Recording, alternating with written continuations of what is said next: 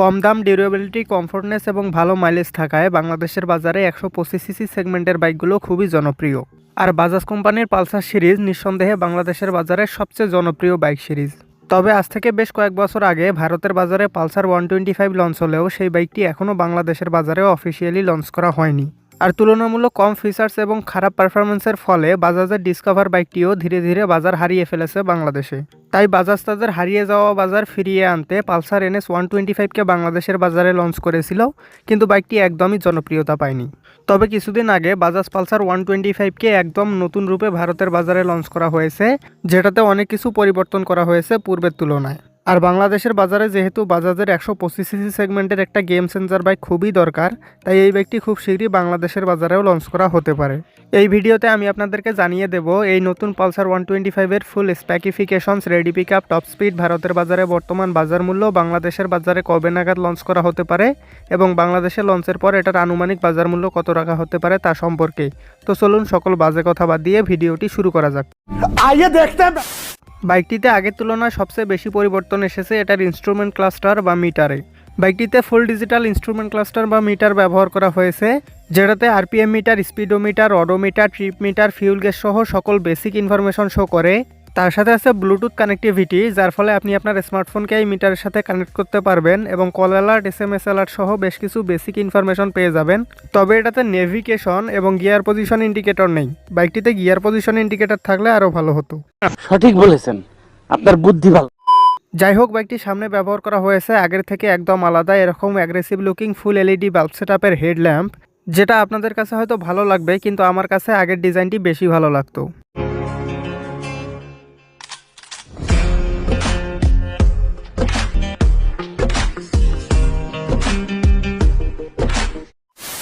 যাই হোক, বাইকটির পিছনে ব্যবহার করা হয়েছে সেই পালসারের iconic dual LED tail lamp.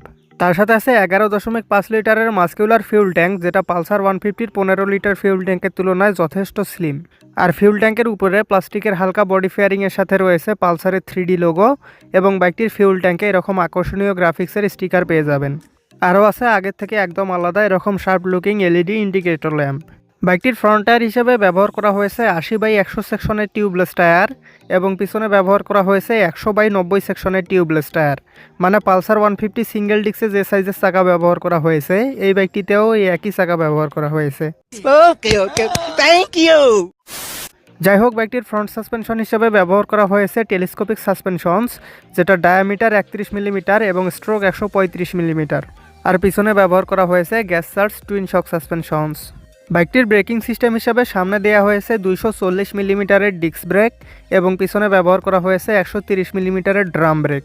তার সাথে আছে কম্বাইন্ড ব্রেকিং সিস্টেম বা CBS, যার ফলে পিছনের ব্রেকটি ধরলে দুটি ব্রেকই সমানভাবে কাজ করবে। তবে ভারতে এটা সবচেয়ে বড় দুটি প্রতিদ্বন্দ্বী হোন্ডা CB 125 হর্নেট এবং হিরো এক্সট্রিম 125-এ যেহেতু ABS ব্যবহার করা হয়েছে, তাই এই বাইকটিতে ABS দিলে আরও ভালো হতো। নিঃসন্দেহে তুই ঠিক কথা বলেছিস। তবে একটা ভালো ব্যাপার হলো এই বাইকটির স্টার্টিং মেথড হিসাবে সেলফ স্টার্টার এবং কিক স্টার্টার দুটি দেওয়া হয়েছে, যার ফলে শীতকালে ব্যাটারি ডাউন হলে খুব একটা সমস্যা হবে না। বাইকটি সিট হাইট 790 মিলিমিটার এবং ওজন 140 কেজি, যার ফলে আপনার হাইট যদি 5 ফিট 4 ইঞ্চি বা তার উপরে হয় তাহলে এই বাইকটি আপনি কমফোর্টেবলি চালাতে পারবেন। তবে আর একটু কম হলেও চালাতে পারবেন, কিন্তু কমফোর্টেবলি চালাতে পারবেন না।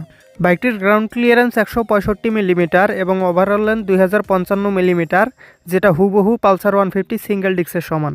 অর্থাৎ অনেক ভাঙাচোরা রাস্তায়ও এই বাইকটি আপনি আরামে চালাতে পারবেন। বাইকটির দুইটি ভেরিয়েন্ট আছে, একটিতে পাবেন সিঙ্গেল সিট এবং আরেকটিতে পাবেন স্পিড সিট বা কাটা সিট। এবার চলে আসি মেইন পয়েন্ট, ইঞ্জিনে। পালসার 125-এর ইঞ্জিন হিসেবে ব্যবহার করা হয়েছে 4 স্ট্রোক সিঙ্গেল সিলিন্ডার 2 ভ্যালভের air cooled SOAC twin spark DTSI fuel injected engine, যেটার ইঞ্জিন ডিসপ্লেসমেন্ট 124.4 সিসি এবং ইঞ্জিন কমপ্লায়েন্ট BS6।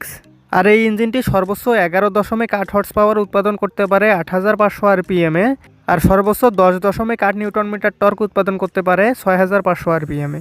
অর্থাৎ এই বাইকটির ইঞ্জিনটি যথেষ্ট শক্তিশালী হলেও এটার টর্ক কিন্তু রেইডর 125-এর তুলনায় একটু কম। বলেন কি?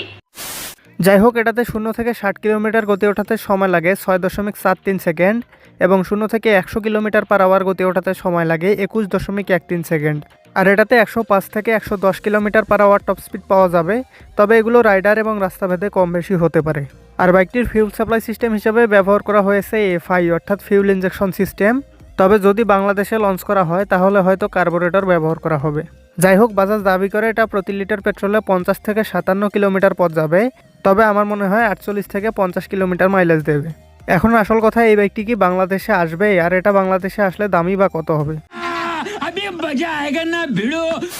দেখুন, এই বাইকটি বাংলাদেশে লঞ্চের ব্যাপারে এখনও কোনো অফিসিয়াল স্টেটমেন্ট দেয়নি বাজাজ বা উত্তরা মোটরস। তবে 125 সিসি সেগমেন্টে যেহেতু তাদের হারিয়ে যাওয়া বাজার আবার ফিরিয়ে আনতে একটা গেম চেঞ্জার বাইক দরকার, তাই এই বাইকটি এই বছর বাংলাদেশে লঞ্চ করা হলেও হতে পারে।